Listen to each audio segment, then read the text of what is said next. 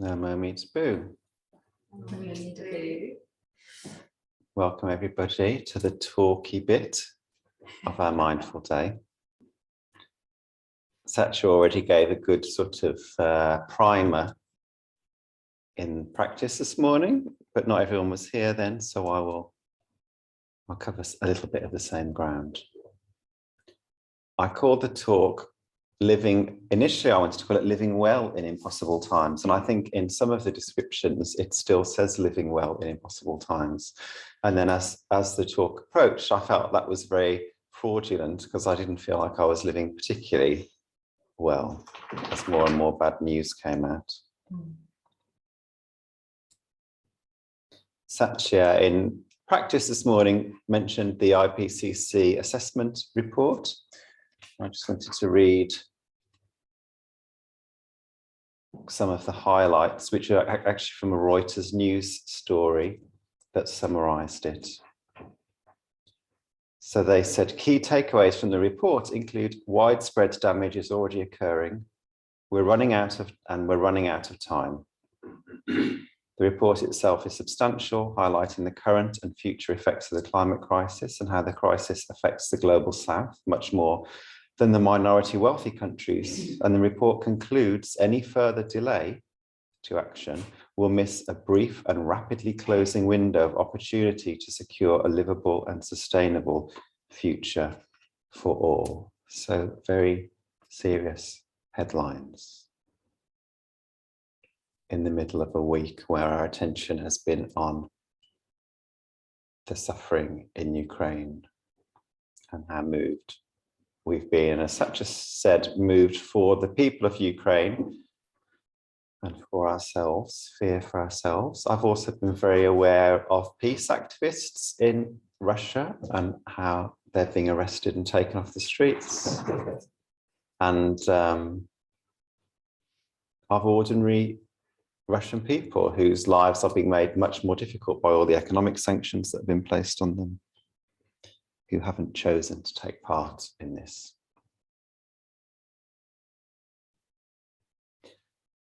And my mood was heading down through the first half of this week, and I found that I was tired and exhausted and self-soothing in all sorts of different ways. Hello, darling.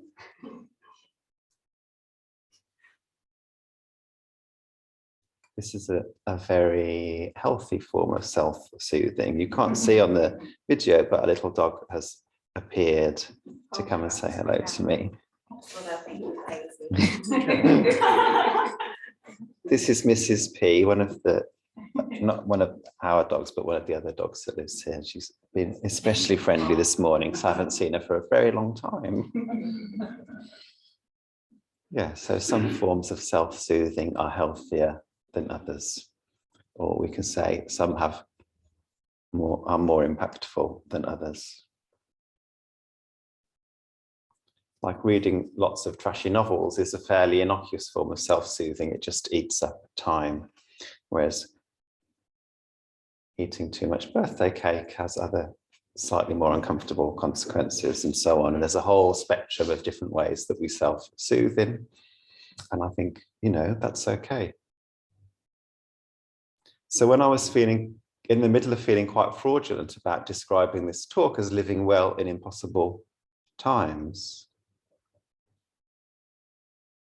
I was listening to a talk by Osho Zenju Earthling Manuel, and she described Buddhist practice as not trying to be kind, trying to be calmer, trying to be better, but simply trying to be. I thought, oh, okay, well, I can manage that. I can exist in these times as myself.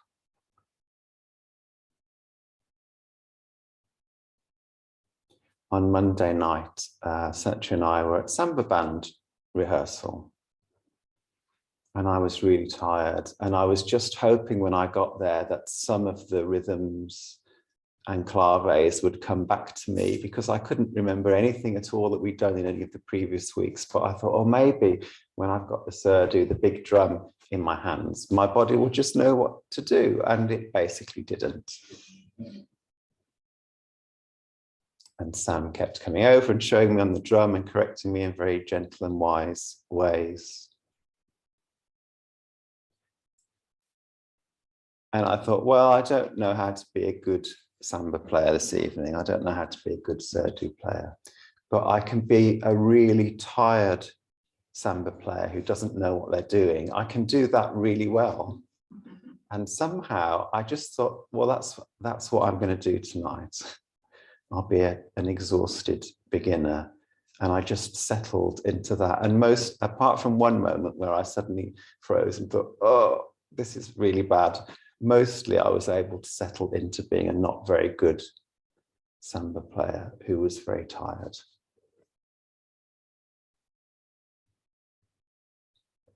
And I think there's a bit of a clue in that, into how we live with much bigger catastrophes and suffering. That the challenge maybe is to let go of trying to be anything in particular and really land in how we are right now in this moment. How am I doing?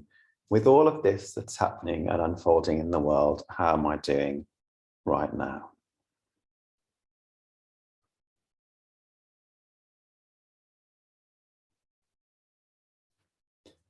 And that, how am I doing, is an invitation for deep listening to ourselves, really noticing, what am I carrying right now? What am I feeling? What emotions are around? What thoughts am I telling myself? Where am I carrying tension or movement in my body? And that means creating the space to ask that question. And ideally, it means cultivating at least some loving kindness to bring with that question. So we're not just being coldly analytical, and we're not trying to fix ourselves, just in the way that we might sit with a friend who's suffering, sitting with ourselves and really being curious. So what's it like to be me right now? And sometimes we can manage that for ourselves. Sometimes we can't. Luckily, other people exist, so we can find other people to share that experience with. How are you doing? How am I doing? And not only that, we can also bring ourselves into relationship with the Buddha, trusting that there is a loving kindness that exists beyond our own minds, beyond our own self, that we can be accepted by that just as we are. As Inigaki's haiku says, just as we are, really, just as we are. Because it's kind of, to people who have been trained in performing to please others, or cut off parts of ourselves to make ourselves acceptable, which we all have to some degree. It can be quite revelatory to think, really, just as I am? Even these really kind of mean-spirited bits, can I bring those here? Can I acknowledge those? And coming into relationship with the Buddha, who accepts us completely just as we are, begins to undermine our own judgment and critical thoughts about ourselves, and allows us to notice, oh, this is here, oh, this is how I'm doing today. A kind of softness appears, and we can rest and relax in that.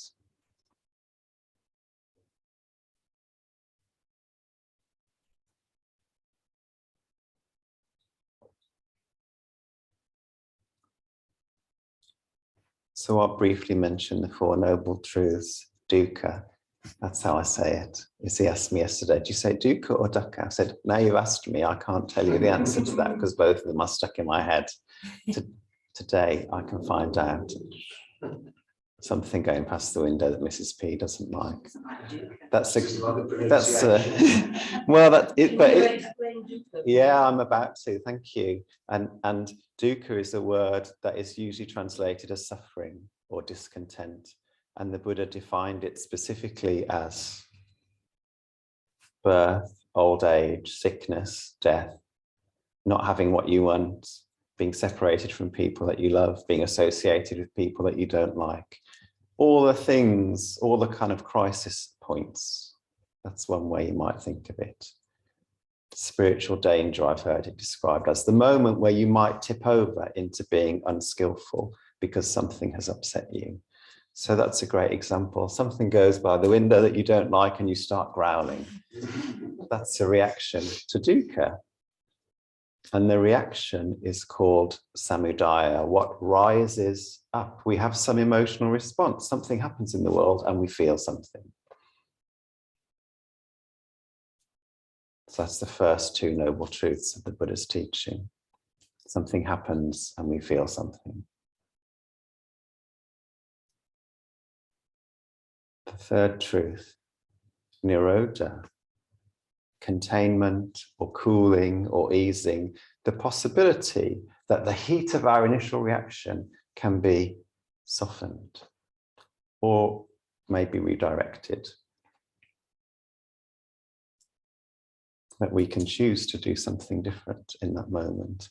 And that if we're able to do that, it leads to Marga, the Eightfold Path, the description of how enlightened beings behave. So there's something that happens in that samudaya space. Well, how do we go from growling to having a compassionate reaction? And that is where the deep listening comes in. Because if we can really bring that spirit of self-acceptance, oh, this is the reaction I'm having right now. It creates some opportunity. It's here, but I don't have to be controlled by it. I'm angry. It's important to recognize that I'm angry with what's happening in the world. And if I can really see that and acknowledge it and let it know, of course you're here, angry reaction. It makes complete sense. You don't want things to be as bad as they are. That creates some space when I bring that non-judgmental attitude to it. And it gives me some options. Okay, I'm angry. The anger begins to soften in being recognized. And that leaves some energy for acting. What am I going to do? How can I respond?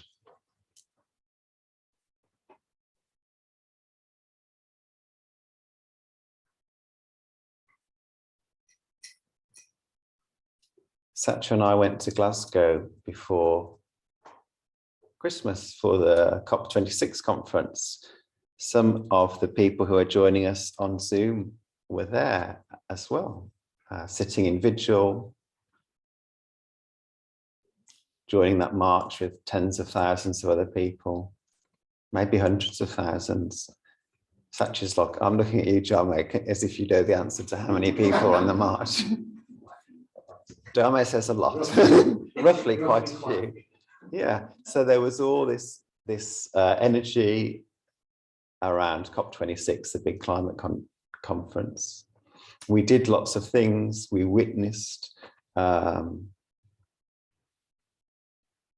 very little progress was made. Some progress was made, but very little, particularly around the issue of climate justice and making reparations to, putting money into a fund, essentially to help countries in the global south who are going to feel the effects of this, having contributed the least to it. I was reading about an island nation the other day, which I'd never heard of before. Kiribati, I think is the name. Forgive me if I get that wrong, because I've only read it once or twice. They're very low-lying islands. The sea level has already risen a few inches there, and thousands of people have already left because either there's nowhere to live, or they're anticipating that there will be nowhere to live. If we stop using fossil fuels right now, maybe there will be 1 or 2 feet of sea level rises, which would mean probably most of the people would have to leave. If we don't, it could be 2 feet or 4 feet by 2100, which is, yeah, you know, which will take away the spaces that people live in and that animals live in. So, of course, they say to the global north and the minority wealthy countries, can we have some help, please? And little bits are forthcoming, but not much really. So I came away from that conference feeling very powerless and feeling some of the despair that Satya mentioned this morning. And I went through a process that lasted at least weeks and probably months, really, of continually coming back and checking in and asking that question, how am I doing? What am I feeling right now? Sometimes doing it on my own, sometimes doing it in groups, like in the Exile Buddhist check-in circles. And the more that I was able to ask that, and the more that I was able to trust that I was held by this field of loving kindness, that is the Buddha, there was a kind of settling in the way that I settled in Samba on Monday evening, settling into, oh, I am a being of very limited power in lots of ways, and things are very troublesome. And I really don't know what's going to happen. I don't know how much more suffering there will be in the world. And as I settled into that, space appeared in between and around those feelings. They began to soften. And in that softening, in that calming and cooling, which is the third noble truth, something else began to appear. My own sense of loving kindness and compassion, and maybe I'll just talk through, maybe I'll just name specifically some of those emotions. I think initially there was a kind of numbness, actually, a frozenness. And then beginning to recognize some of those powerless feelings that I talked about. And I guess powerlessness itself isn't a feeling, it's a judgment. I'm powerlessness, I'm powerless. The feeling is fear that goes along with it. It's a fear of what's to come. It's a fear for my own safety. And in recognizing the fear, that puts me in touch with a kind of feeling of being heartbroken. That's another layer, maybe one of the bottom layers, the deep sense of sadness. And as I recognize that heartbreak and that sadness and drop beneath that, space for loving kindness appears.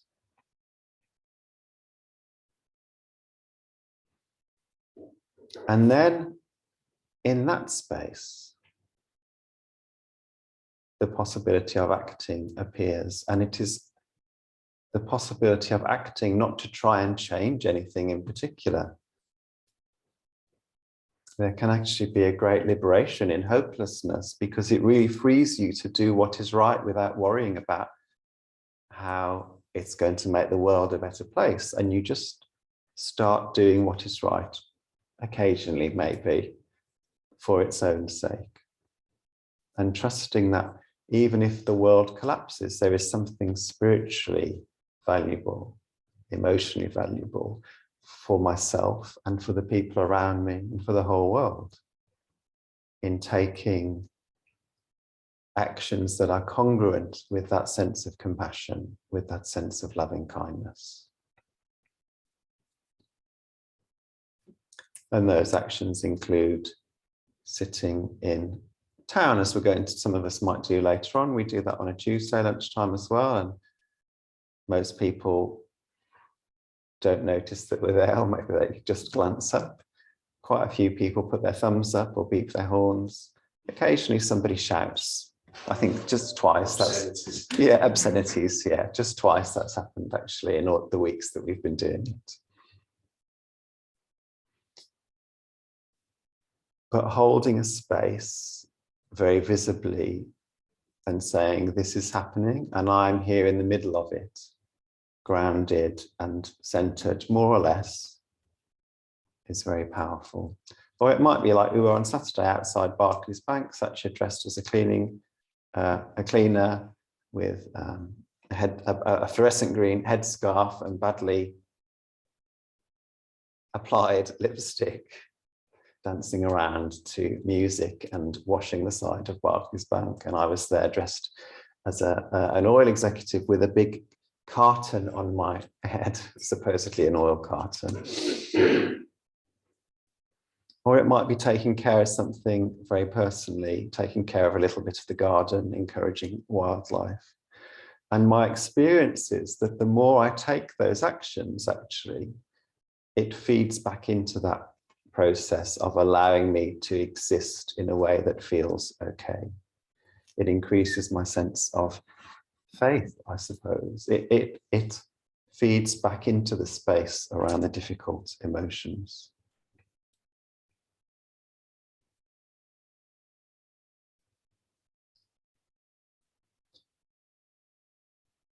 I brought along a story from ancient China that I enjoy. It's used in koan practice, which has its own rituals around it, but I'm just going to use it as a story.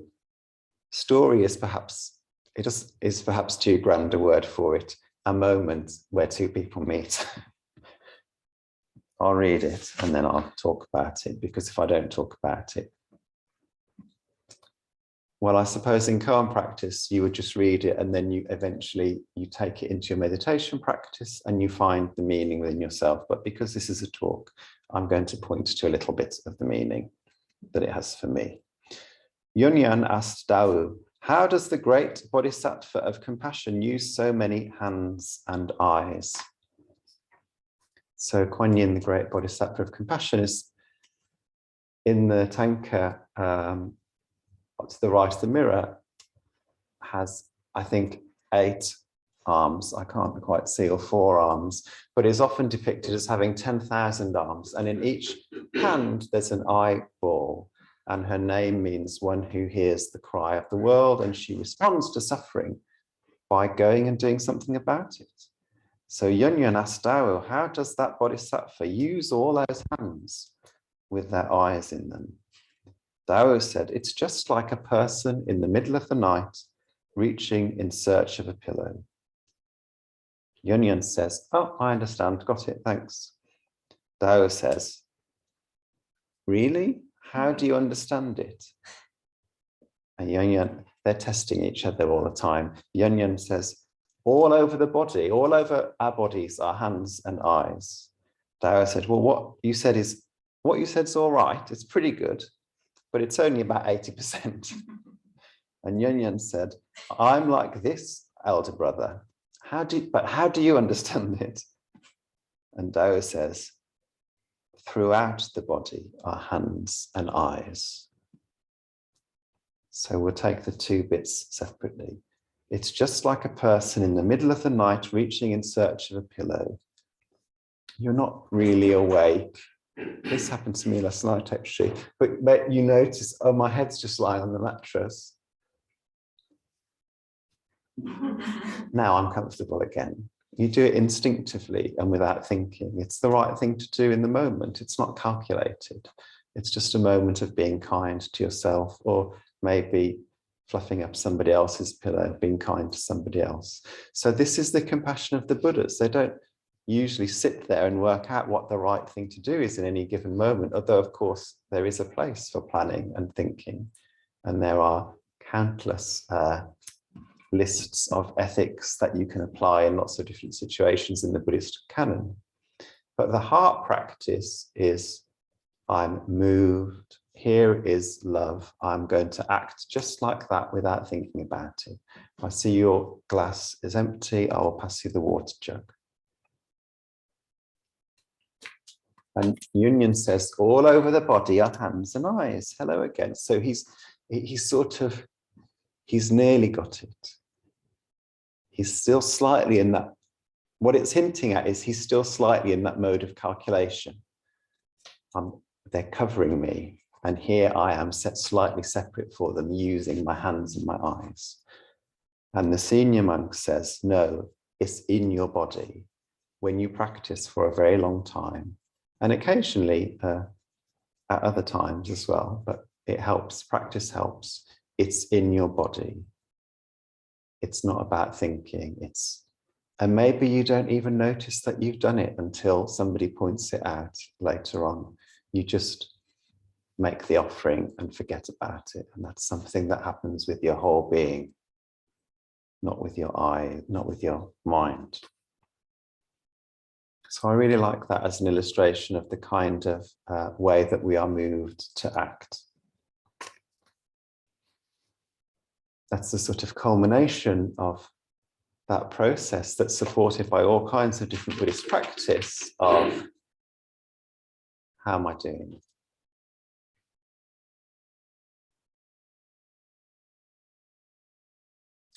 There was one more thing that I wanted to mention. I don't know, it's not exactly a conclusion, and maybe it doesn't even fit into the sort of narrative of the talk. You could think of it as a sidebar, perhaps. But something else I heard from Oshu Zenju, she was talking about awakening. And really what she means by awakening is coming into an embodied experience of vastness. That's the word that she used. Lots of Buddhists talk about interconnectedness, this sense of how deeply embedded in the world we are.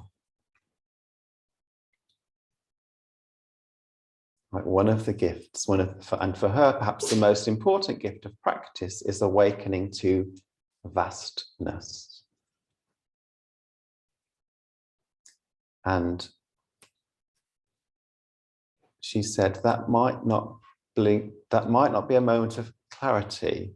It might actually be confusing because the world, well, that's what she said, I'm adding, because the world is so complex. There's so many things in us and in the world. And how could we not be overwhelmed by the complexity of that when we awaken to vastness sometimes?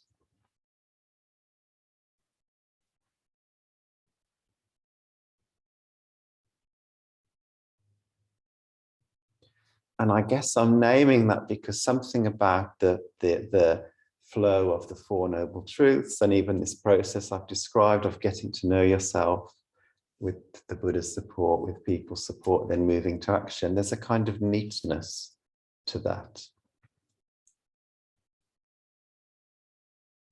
But life is bigger and more complex, and we don't always move through these stages in a very neat way. So it reminds me of that.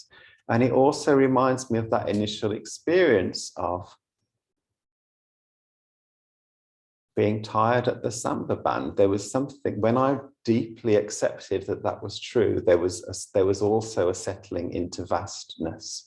Here I am, a being that I don't completely understand. I know I'm tired, and I know some of the reasons I'm tired, in a space, in a world that is so much bigger than me.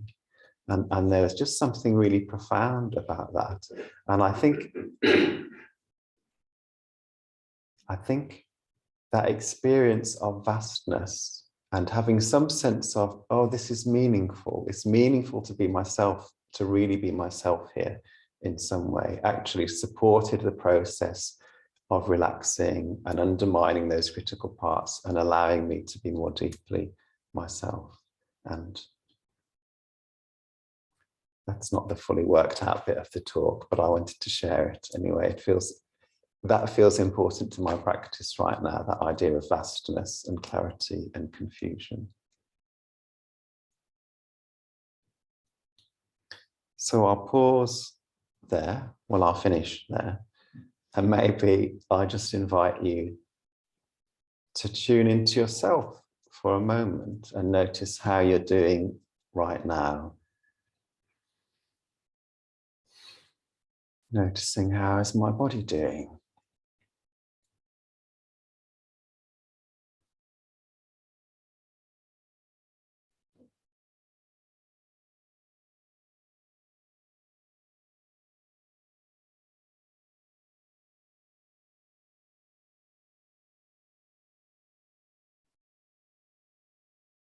Noticing any feelings or emotions that are here right now.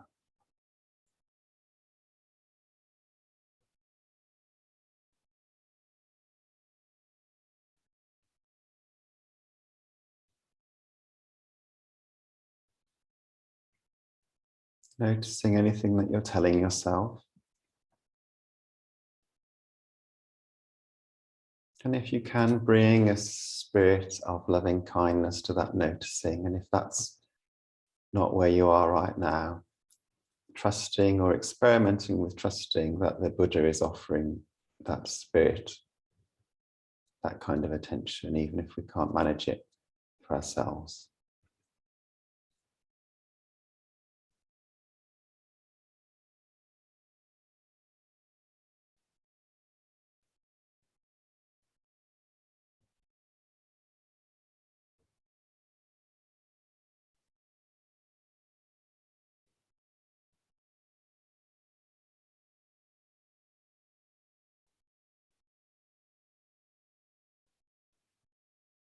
No moment to boo. So there's a little bit of time now. If there's any questions or anything that people would like to share, if you raise, you can raise a hand if you're on Zoom. I'll keep an eye on that. Or if you're in the room, you can also raise a hand and I'll keep an eye on that as well.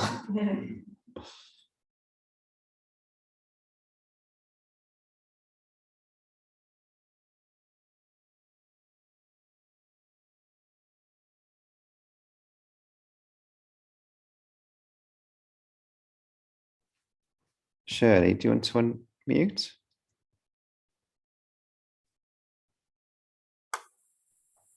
I was hoping somebody else would say something first. We just enjoy listening to the bird song. I just want to thank you so much, Kaspa, for that talk, which just sort of resonates so much with what has been happening within me, that the suffering of just seems overwhelming, and this sense of, I like to see it as beyond hope rather than hopeless. And what you said about losing hope, because there isn't, I mean, the Buddha says suffering's endemic, and it's a truth, it's a noble truth that there's suffering in the world. And those were the heavenly messengers that woke the Buddha up, that there's no satisfaction here.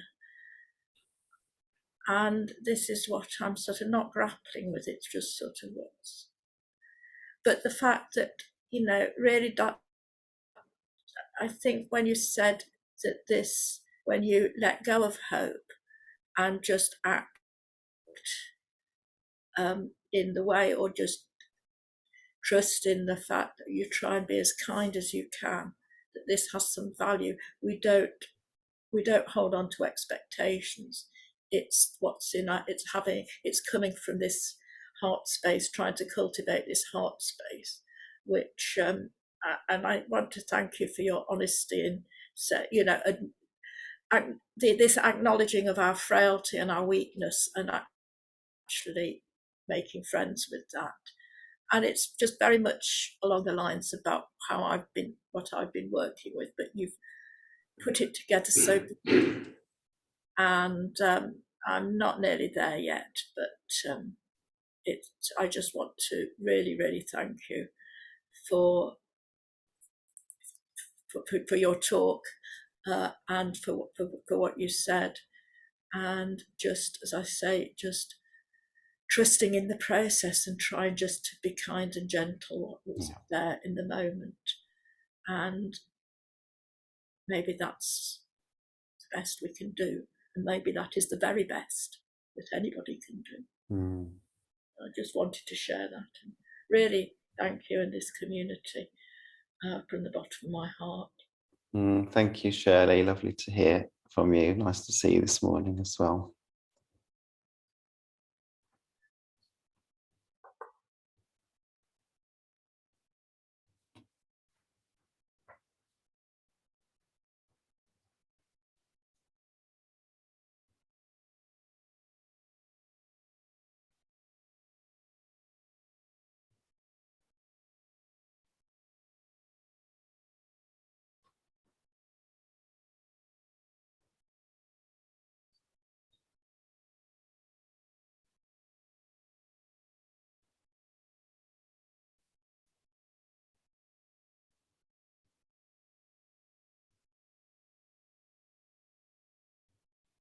Well, thank you, everybody. Thanks for joining us on Zoom. Thanks for joining us in person.